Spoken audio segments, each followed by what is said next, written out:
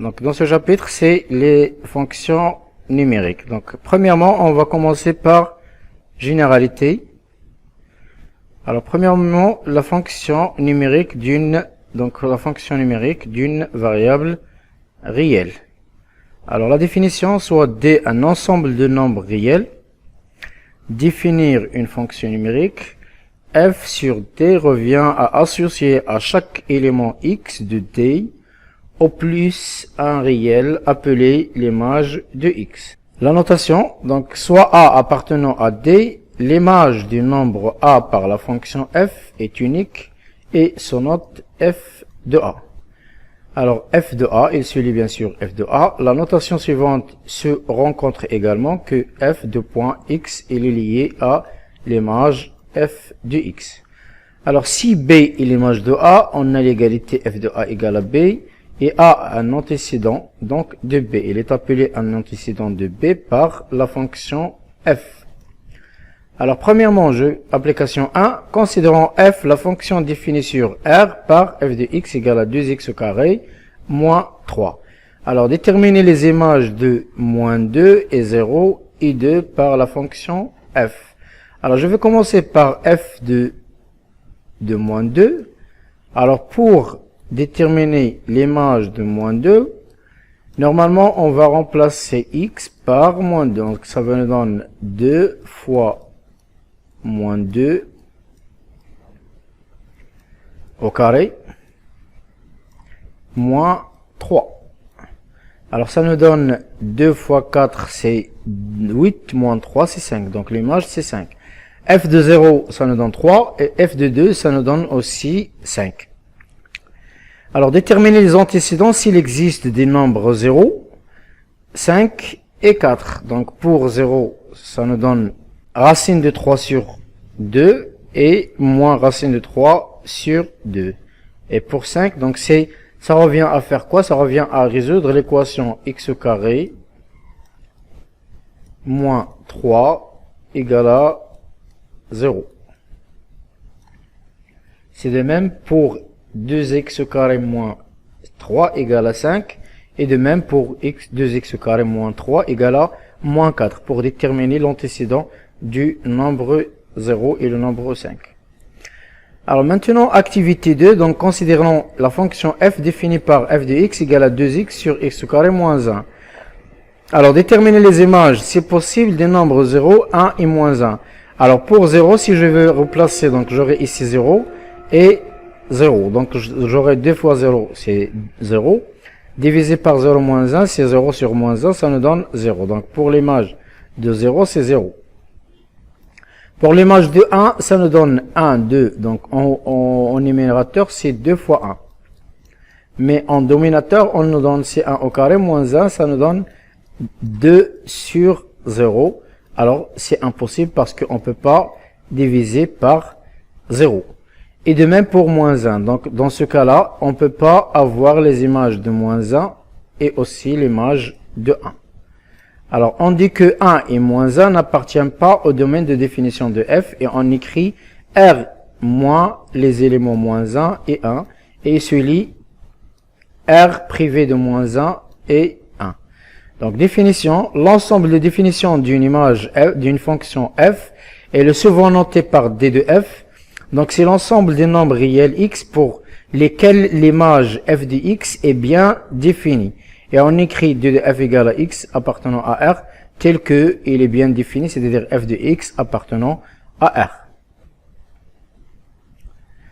Alors, la notation, donc, on dit qu'une fonction est définie sur l'intervalle i, ci est inclus dans son ensemble de définitions. Alors, pour déterminer l'ensemble de définitions d'une fonction, il faut éliminer tous les nombres pour lesquels le dénominateur est nul et ce qui est sous le symbole de la racine carrée aussi est négatif parce qu'on ne peut pas avoir un racine carré d'un nombre négatif. Alors les techniques, donc je passe à quelques exemples pour une fonction polynomiale, donc c'est-à-dire p de x c'est un polynôme ou q de x aussi c'est un polynôme. Alors la fonction qui est sous forme d'un polynôme, son domaine de définition, c'est l'ensemble R, c'est-à-dire il est défini sur R. Alors, pour une fonction sous forme de p de x sur q de x, on appelle donc fonction rationnelle. Alors, une fonction rationnelle, c'est-à-dire un polynôme sur un polynôme. Alors là, il faut enlever les x dont que x il est égal à 0. C'est-à-dire, on va résoudre l'équation polynôme, donc q de x est égal à 0. Et les éléments qui vérifient cette équation, on l'enlève du domaine de définition. Alors, pour racine de p de x, donc racine de p de x, c'est-à-dire ce qui est à l'intérieur de racine, il doit être supérieur ou égal à 0. Alors, ici, on a la fonction p de x sur racine de q de x. Alors, puisque ça, il est dans le dénominateur, donc il doit être supérieur strictement à 0. Et on va résoudre cette inéquation pour avoir les x qui peut être définis, qui définit le domaine de définition. Alors, la même chose ici, racine de p de x, c'est-à-dire p de x doit être supérieur ou égal à 0. Et aussi, une autre condition, c'est q de x, il doit être différent de 0 parce que il est au dominateur. Alors, dans ce cas-là, c'est-à-dire la fraction p de x sur q de x qui doit être supérieur ou égal à 0. Et aussi, le dominateur toujours, il doit être différent de 0. Pour cette fonction racine de p de x sur racine de q de x, on a deux conditions. P de x doit être supérieur ou égal à 0 et q de x doit être supérieur strictement à 0. Alors, exemple déterminant l'ensemble des définitions de la fonction f définie par f de x égale à racine de x moins 2 sur x moins 2. Alors, pour cette fonction, je dois vérifier deux conditions. Donc, la première condition, si x moins 2 doit être supérieur ou égal à 0. Ça, c'est la première condition parce qu'on ne peut pas avoir un racine d'un nombre négatif. Et le dénominateur doit être différent de 0. Dans ce cas-là, x moins 2 doit être supérieur ou égal à 0 et x moins 4 doit être différent de 0. Ça veut dire que x appartenant à R tel que x doit être supérieur ou égal à 2 et x différent de 4, c'est-à-dire on doit prendre l'intervalle 2 plus l'infini privé de l'élément 4. Donc on peut l'écrire sous forme d'intervalle 2, 4 union 4 plus l'infini. Alors, dans le deuxième, l'application 2, déterminer les ensembles de définitions des fonctions suivantes. Alors, je vais laisser le soin de le faire, mais je vais vous donner des indications. Alors, pour la fonction 1, c'est un polynôme, donc son ensemble de définitions, c'est l'ensemble R. Pour cette fonction, on a la fraction, donc c'est une fonction rationnelle. Donc, le dominateur doit être différent de 0. Donc, pour le deuxième, la fonction 3, le dominateur doit être différent de 0. Et aussi, x doit être supérieur à égal à 0 parce qu'il est à l'intérieur de la racine. Pour la troisième, donc la quatrième fonction, ce qu'on doit avoir, c'est-à-dire ce qui est à l'intérieur doit être supérieur strictement à 0 parce qu'il est au dominateur. Pour la fonction 5, x moins, la valeur absolue de x moins 3 doit être différente de 0. Pour la fonction 6, 2 moins x doit être supérieur ou égal à 0. Et x plus 2 moins 1 doit être différent de 0. Pour la fonction 7, 2 moins x doit être supérieur ou égal à 0. Et 4 plus 2 doit être supérieur strictement à 0. Et pour la fonction 8, donc cette fraction 2 moins x sur 4 plus x, 4 facteurs de x plus 2 doit être supérieur ou égal à 0 et aussi 4x plus 2 doit être différent de 0. Alors définition, donc pour l'égalité de deux fonctions numériques, soit f et g, deux fonctions qui sont définies par f et g, c'est-à-dire le domaine de définition de f c'est d de f et le domaine de définition de g c'est d de g. Ces ensembles de définitions, on dit que f et g ils sont égaux, c'est-à-dire deux fonctions qui sont égales si, seulement si, l'ensemble des définitions, c'est-à-dire ils ont le même domaine de définition, et aussi pour tout x appartenant à d, on a f de x est égal à g de x. Alors pour cet exemple, considérons les fonctions f et g définies par f de x est égal à racine de x au carré plus et g de x est égal à la valeur absolue de x. Alors, on a le domaine de définition de la fonction R, de la fonction f, c'est R, parce que pour tout x au carré, pour tout x appartenant de R, on a x au carré toujours, il est supérieur ou égal à R. Il est supérieur ou égal à 0. Alors, id de g, il est égal à R, parce que aussi pour tout x appartenant à R, on n'a aucun problème dans cet élément de valeur absolue. On peut avoir la valeur absolue de n'importe quel élément de R. Alors, d de f égale à d de g qui est égal à R. Et on a pour tout x appartenant à R, f de x est égal à racine de x au carré qui est égal à la valeur absolue de x qui est égal à g de x. Dans ce cas-là, la fonction f est égale à la fonction g. Alors, considérons la fonction f et g définie par f de x égale à x et g de x égale à x au carré sur x. Alors, on a d de f est égal à r, par contre d de g est égal à r étoile. Alors dans ce cas-là, on ne peut pas dire que la fonction f il est définie est égal à la fonction g, parce que le domaine de définition il est déjà différent de la domaine de définition de g. Alors f il est différent de g. Alors l'application 3 montrait que les fonctions f et g qui sont définies par f de x égale à racine de x plus 2 sur x moins 4 et aussi g de x est égal à 1 sur racine de x moins 2 et sont égales. Alors vous devez avoir le même domaine de définition et aussi racine de x plus 2 sur x moins 4 doit être égal à racine de x moins 2. Donc ce que vous allez faire, vous allez déterminer le domaine de définition de f et le domaine de définition de g. Si ils sont égaux, je passe à vérifier que f de x égale à g de x pour x appartenant à d. Alors, quatrièmement, c'est la représentation graphique d'une fonction numérique. Donc, l'activité, considérant f, la fonction définie sur R par f de x égale à 2x plus 2, représenter graphiquement la fonction f dans un repère orthonormé. C'est-à-dire, essayons de la représenter parce que cette fonction, vous l'avez déjà fait au 3e année collège. Alors, c'est une droite. Donc, c'est une droite, donc c'est une fonction affine. Alors, qu'est-ce qu'on va faire pour définir? Donc, je vais supposer juste y égale à 2x plus 2. Alors, pour tracer cette fonction, je dois mettre, si x égale à 0, par exemple, alors x égale à 0, y égale à 2. Donc, je vais tracer le point de coordonnées 0, 2, donc 0, 2. Ça, c'est le point. Et si x égale à moins 1, alors y égale à 0. C'est-à-dire la fonction x égale à moins 1, y égale à 0. Dans ce cas-là, la fonction f, c'est une droite qui passe par les deux points suivants. Alors, définition dans un repère du plan, la courbe représentative de la fonction f, notée souvent c de f, est l'ensemble de points m tels que l'abscisse c'est x et l'ordonnée c'est f de x. Où x parcourt le domaine de définition de d de f de la fonction f. C'est-à-dire, x, il appartient au domaine de définition de la fonction. C'est-à-dire, il appartient à l'intervalle défini dont il est défini la fonction. L'équation de cette courbe est y égale à f de x. Alors, l'application suivante, considérant la fonction f définie par x au carré sur x plus 1.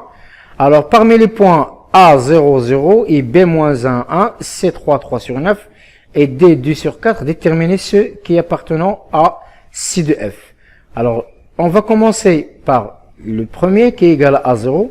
Alors, si je prends a égale à 0, c'est-à-dire x égale à 0, je dois remplacer par 0, donc 0 sur 0 plus 1, c'est 1. Or, sur l'ordonnée, on n'a pas 1. Donc, a n'appartient pas à c de f. Donc, cet élément, il n'appartient pas à la courbe de la fonction f. Pour b, si je remplace par moins 1, donc c'est moins 1 au carré, sur moins 1 plus 1. Donc, on ne peut pas même calculer l'image de cette fonction, de cet élément. Alors, pour 3, si je remplace 3, donc ça me donne 3 à la puissance de 6, 9. Et en bas, c'est 3 plus 1, donc c'est 3 plus 1, c'est 4. Donc, c'est 9 sur 4. Donc, aucun de ces éléments appartenant à cette fonction. Je remplace par 2, pardon. Alors, 2, ça nous donne 2 à la puissance de C4, divisé par par 2 plus 1, ça me donne 4 sur 3, donc c'est la même chose. Alors l'application 5, donc considérons f la fonction définie par cette courbe, donc c'est représenté ci-contre, déterminer l'ensemble de définitions de la fonction f. Alors l'ensemble de définitions, c'est les éléments qui appartiennent à cet intervalle. Alors si je prends ça, c'est unité, donc 1, ça me donne 2, 3, 4, 5. Donc la fin ici c'est 5. Et la même chose ici c'est moins 5. Donc l'ensemble des définitions de la fonction f, c'est l'intervalle moins 5, 5. Donc la fonction, elle est définie par 5, moins 5. Alors pour la question de déterminer les images par f des nombres suivants. Donc moins 5, l'image de moins 5 c'est cet élément. Alors ça c'est l'image, ça me donne moins 1 parce que ça c'est moins 1. Donc f de moins 5 c'est moins 1. Alors l'image de moins 4, donc moins 4 ça c'est moins 4, l'image de moins 4 c'est cet élément, si je fais la projection c'est 0. Moins 3, l'élément de moins 3 ça c'est moins 3, donc f de moins 3. Alors ça cet élément, donc ça nous donne 1, 2, 3, donc c'est f de moins 3 c'est 3. Ça c'est 3.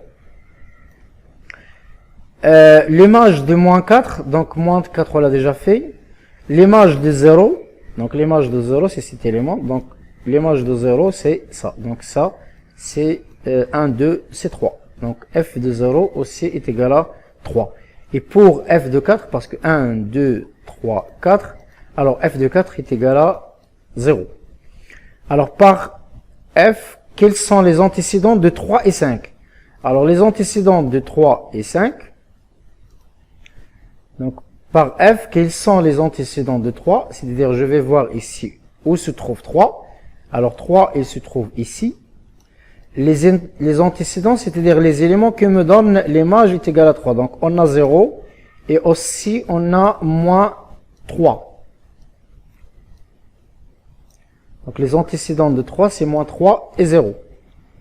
Et les antécédents de 5, donc on n'a pas les antécédents pour 5 parce qu'on n'a aucun élément qui nous donne l'image égale à 5. Alors déterminer les points d'intersection de CDF avec l'axe des repères, c'est-à-dire pour l'axe du repère, le premier axe des X, bien des abscisses, et aussi l'axe des Y. Alors pour l'axe des abscisses, on a deux points. Le point suivant qui est égal à moins 5, 0, et ici c'est, je crois c'est 3, 4, donc 1, 2, 3, c'est 4, 0. Donc ça c'est moins 5, donc moins 5, 0, donc le point dans les coordonnées c'est moins 5, 0, et aussi le point 4, 4, 0. Donc ça c'est les points d'intersection de CDF avec l'axe des abscisses. Et pour l'axe des ordonnées, on a juste un seul élément, c'est celui-là, qui est égal x égale à 0 et y égale à 3. Donc la fonction dont les coordonnées 0, 3, c'est les points d'intersection de l'axe des y ou bien l'axe des ordonnées avec la courbe de CDF. Remarque, soit f une fonction de CDF, sa courbe dans un repère du plan. Pour déterminer les points d'intersection de CDF avec l'axe des abscisses, on va résoudre l'équation f de x, on va résoudre l'équation f de x égale à 0. Et pour déterminer l'intersection de CDF avec l'axe des ordonnées, c'est 0 appartenant à D de f, alors c'est les points qui vérifient les conditions suivantes, a de 0, f de 0. Et dans ce cas-là, on ne peut pas avoir plus que au maximum un seul point pour l'intersection de CDF avec l'axe des Y, ou bien l'axe des ordonnées. Alors l'application suivante, en considérant la fonction f qui est égale à x carré plus 2x moins 8. Déterminer les points d'intersection de CDF et les axes de repère. Alors, j'ai essayé de tracer la fonction, donc c'est la fonction, en utilisant bien sûr un logiciel qui est bien défini, c'est un logiciel qui s'appelle GeoGebra, vous pouvez le définir. Alors, pour l'intersection de l'axe des Y, c'est f de 0. C'est-à-dire, il suffit de remplacer par f de 0, vous aurez 0 plus 0, c'est moins 8.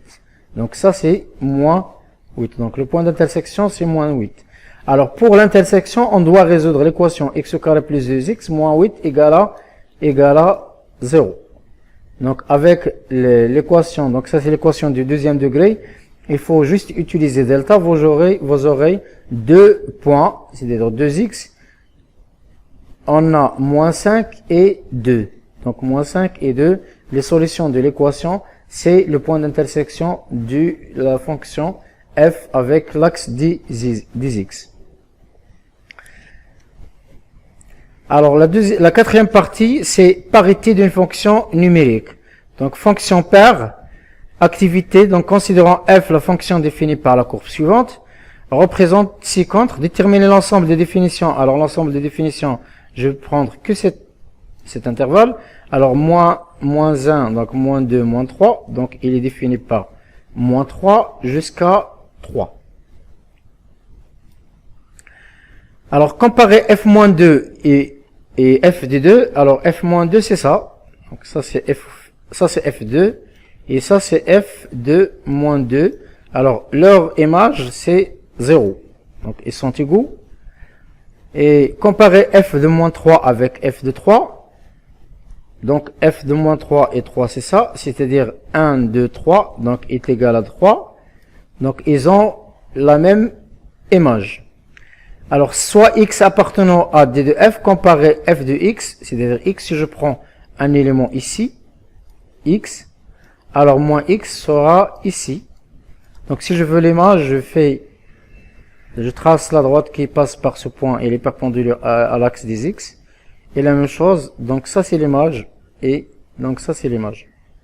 Donc, ils ont la même image. Donc, quelle est la propriété géométrique vérifiée? Alors, il est symétrique par, donc si vous voyez que il est symétrique en utilisant par la symétrie axiale, donc ça c'est l'axe de symétrie de cette fonction. C'est-à-dire si on doit duplier ce papier par exemple, on va avoir une projection sur cette, c'est-à-dire on va avoir la même courbe, ou bien si je prends par exemple un point à partir d'ici, et si je trace la droite qui passe par ce point est perpendiculaire à l'axe des ordonnées, alors la même distance, j'aurai l'image de ce point ici, et aussi cette distance, c'est la même parce que ça c'est la définition de l'axe de la symétrie axiale.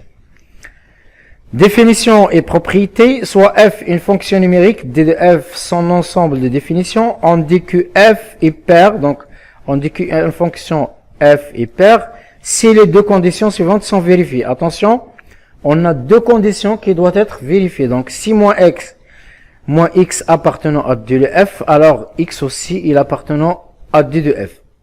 On dit que d de f est symétrique par rapport à 0. Et quoi d'autre? F de moins x, l'image de moins x, c'est f de x pour tout x appartenant à d de f. Alors, dans ce cas-là, f est paire si seulement si sa courbe aussi est symétrique par rapport à l'axe des ordonnées. Donc, c'est-à-dire si on a la courbe, il suffit d'avoir la symétrie, je vais dire que f est une fonction paire. Alors maintenant, on passe à la fonction impaire. Donc, parité d'une fonction donc numérique, la fonction impaire. Je vais prendre la même chose, sauf qu'une autre fonction. Déterminer l'ensemble de les définitions. Donc, c'est de moins 5 jusqu'à 5, ça c'est l'ensemble des définitions. Est-ce que f est paire? Non, il n'est pas paire parce qu'il n'est pas symétrique à l'axe des ordonnées.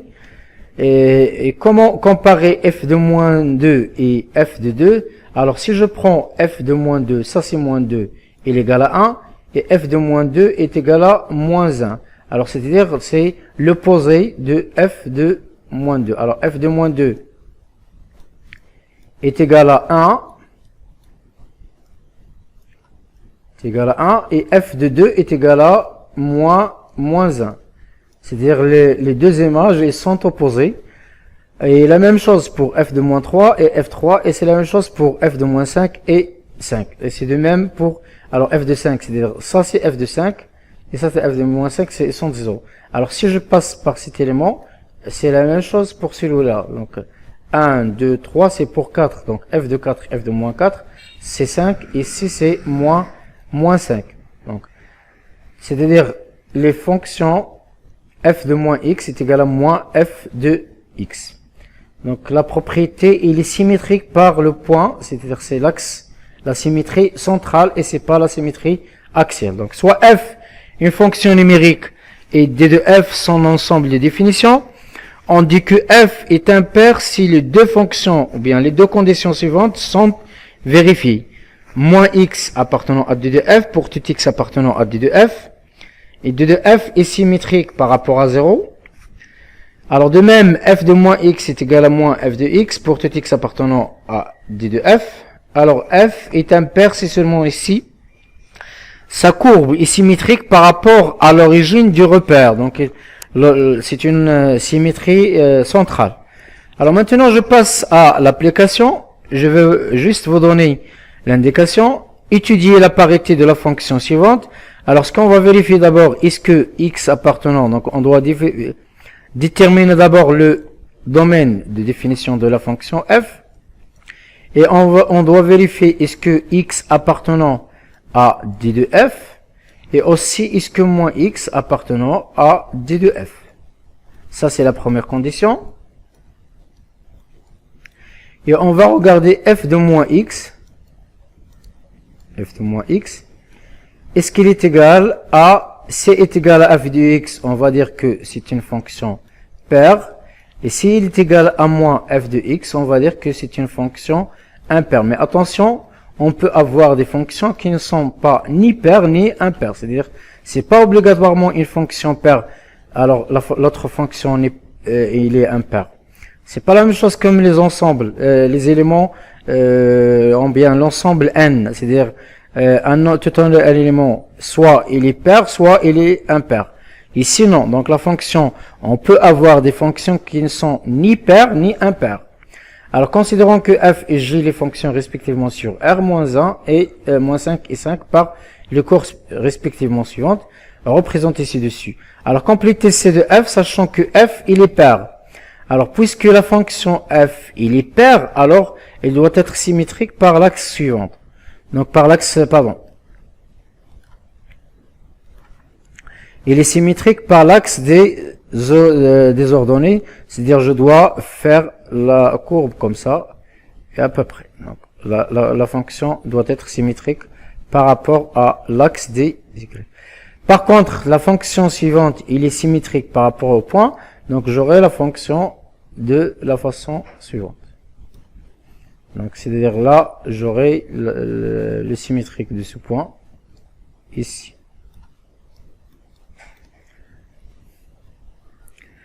Alors, deuxièmement, donc la deuxième partie, c'est la variation d'une fonction numérique.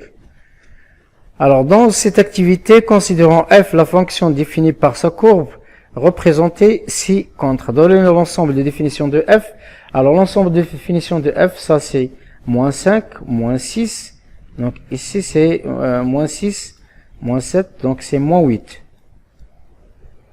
Donc, et ici c'est 6, 7. Donc, ça, la fonction c'est 7. Donc, l'ensemble de définitions, c'est de -7, -8 jusqu'à 7. Alors, complétez le tableau suivant. Donc, l'image de -7, c'est 0. C'est ici. C'est 0. L'image de -6, donc ça, c'est -6. Donc, je dois avoir -1. Et de même, pour vous compléter l'image de 5, c'est -2. Et le -5, de -3, et ainsi de suite. Alors, comment se comportent les fonctions f lorsque x augmente? Lorsque x augmente, alors f de x sur l'intervalle -7, -7, -5. Donc, -7, ils sont et ils se diminuent.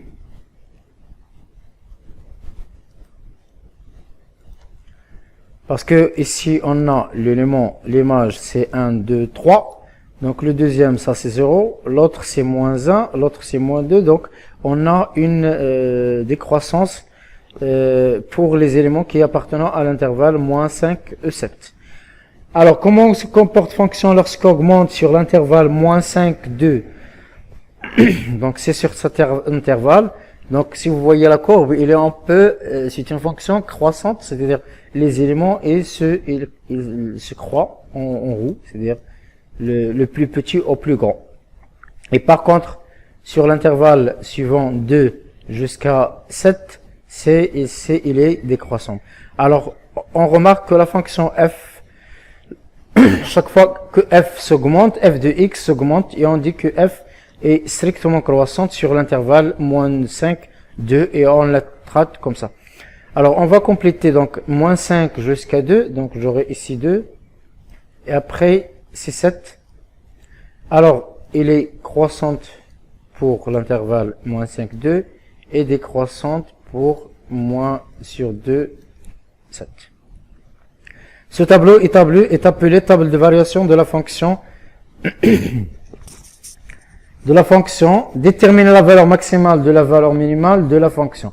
Alors pour une valeur maximale, c'est-à-dire la plus haute valeur qui peut prendre la fonction, donc c'est cette valeur. Donc la plus grande valeur qui peut prendre la fonction, c'est ça. Donc c'est 1, 2, 3. Donc la valeur maximale, c'est 3. Et pour le minimum, c'est la plus petite valeur qui peut prendre la fonction. Donc c'est l'image de moins 5, c'est moins 2. Donc la petite valeur, c'est moins 2. Et le maximum, c'est moins 1. Ça c'est moins 2, pardon, ça passe pas moins. Parce qu'on prend qu'une seule unité, c'est moins 2. Donc ça, c'est moins 2. Alors je passe à la définition. Donc variation d'une fonction numérique. Définition, soit f une fonction et i l'intervalle inclus dans son ensemble de définitions. F est strictement croissante, respectivement décroissante. Si sur i, c'est pour tout t réel a appartenant à en fait a et b appartenant à i. Alors si on a a inférieur à b, alors f de a reste inférieur à f de b. De même pour la fonction croissante, f de a est inférieur ou égal à f de b. Pour la fonction strictement décroissante, ou bien décroissante seulement, alors si a il est inférieur à b, alors là, f de a il doit être supérieur strictement à f de b, et de même f de a il est supérieur ou égal à f de b si la fonction il est croissante. La fonction constante, c'est-à-dire a est inférieur à b, par contre, f de a, il est égal à f de b. Strictement monotone, ça veut dire que la fonction est croissante, ou bien la fonction, elle est décroissante sur l'intervalle i. Alors, je vais prendre la fonction suivante sur la courbe. Donc, la fonction strictement décroissante, f de x, hein, donc parce que on a x, il est inférieur, x, il est inférieur à x2. Par contre, f de x1, il est supérieur à f de x2. De même ici, la fonction, elle est croissante parce qu'on a x1 qui est inférieur à x2, et aussi f de x1 reste inférieur à f de x2. Donc dans ce cas-là, on dit que f change l'ordre. Par contre, ici, f ne change pas l'ordre. Alors, le taux de variation d'une fonction numérique, donc il est défini par donc soit f une fonction numérique, son domaine de définition c'est 2 de f, et a et b d'un nombre distinct de 2f, c'est-à-dire a il est différent de b. Le nombre réel t qui est égal à f de b moins f de a sur b moins a est appelé le taux de variation de f entre a et b.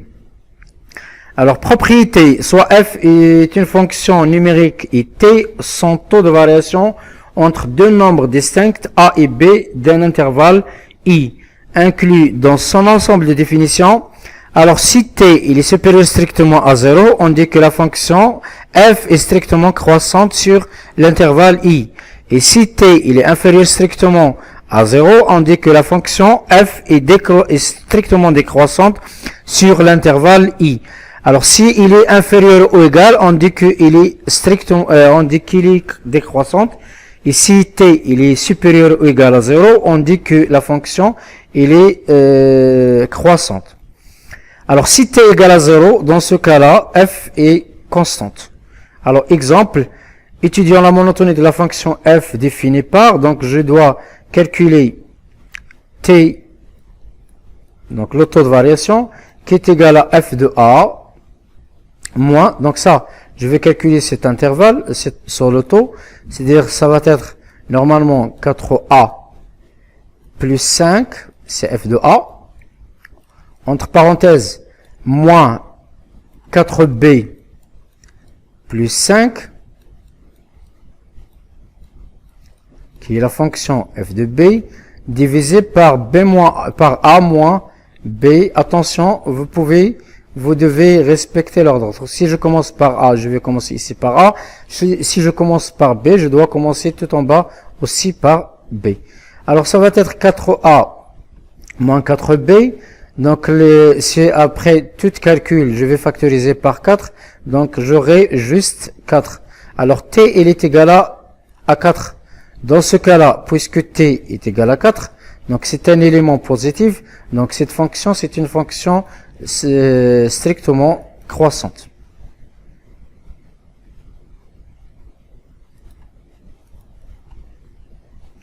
C'est de même pour la deuxième fonction. Alors, application, donc x au carré moins 6x plus 5, montrer que le taux de variation de f entre deux nombres distincts a et b est égal à a plus b moins c.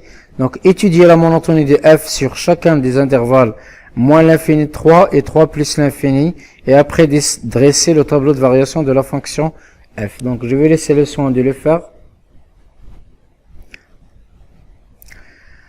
Alors, premièrement, monotonie d'une fonction numérique. Donc, soit f, une fonction numérique dont son ensemble de définitions de if symétrie par 0. Alors, soit i, un intervalle de r+, inclus dans d de f, et g, le symétrique de i par rapport à 0.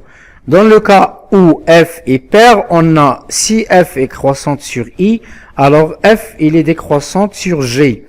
Alors, si f est croissante sur i, alors il est croissante sur g. Dans le cas f est impair, on a f a le même signe que la variation de i sur g. Alors, je vais vous expliquer comment. C'est-à-dire, si on a l'intervalle suivant, par exemple, la fonction il est pair. Donc, si la fonction est pair, j'aurai moins 5, par exemple, et 0 et 5. Donc, ça, c'est l'intervalle de définition. Alors, si la fonction il est décroissante ici sur cet intervalle, alors sûrement, il est décroissante sur cet intervalle. Ça, c'est la fonction pair. La fonction impair, c'est-à-dire si il est croissante, donc il doit être croissante sur cet intervalle. Donc, croissante sur cette partie, et aussi doit être croissante sur la partie suivante.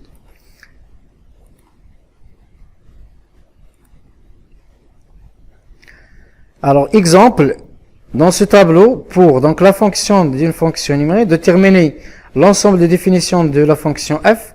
Donc, si moins 7, 7, bien sûr, 0, il est enlevé. Donc, je dois, c'est-à-dire, on peut pas avoir 0.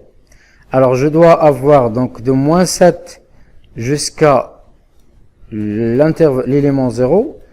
C'est l'intervalle ici ouvert, mais ici, on a l'intervalle fermé. Union 0 plus donc 7.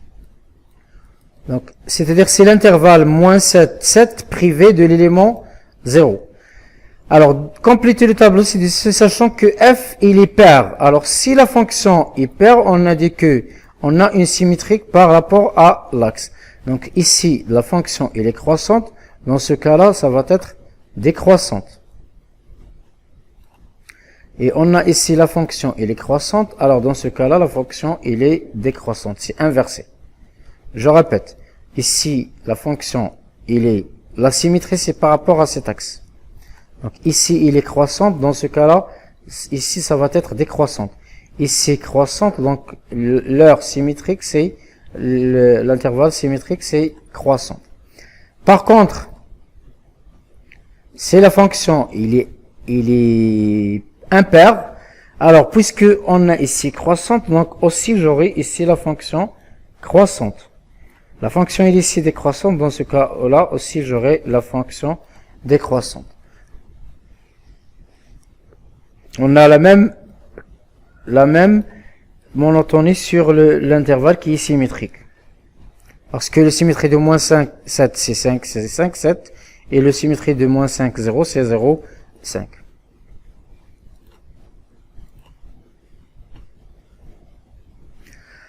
Alors, troisièmement, c'est le maximum et le minimum d'une fonction. Donc, définition, soit f une fonction numérique et d de f son ensemble de définitions, et i un intervalle inclus dans d de f et a un réel de i. On dit que f de a est le minimum, ou bien la valeur minimale de f sur i, c'est pour tout x appartenant à i, on a f de x supérieur ou égal à f de a. De même façon, on peut définir le maximum d'une fonction, ou bien la valeur maximale de f sur i, c'est pour tout x. De i, on a f de x, il est inférieur à f de a. Alors, je reviens. Donc, vous voyez que la valeur minimum, c'est-à-dire c'est la plus petite valeur. Bien sûr que a et f de a est la valeur minimum. Alors, ça c'est la valeur maximum, c'est-à-dire la valeur qui est supérieure.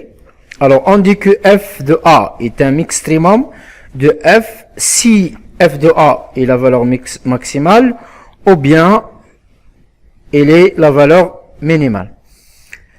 Alors, soit f une fonction numérique définie sur R par f de x égale à x au carré moins 2x plus 5. Donc, si vous calculez f de 1, j'aurai donc 1 moins 2, c'est moins 1, plus 5, c'est 4. Donc, la fonction 4. Montrer que f de x est supérieur ou égal à 4, vous devez le faire. Donc, il suffit de résoudre l'équation, ou bien x appartenant à quoi? Il appartenant, ou bien on peut résoudre l'équation, l'inéquation x au carré moins 2x plus 5, est-ce qu'il est supérieur à 4?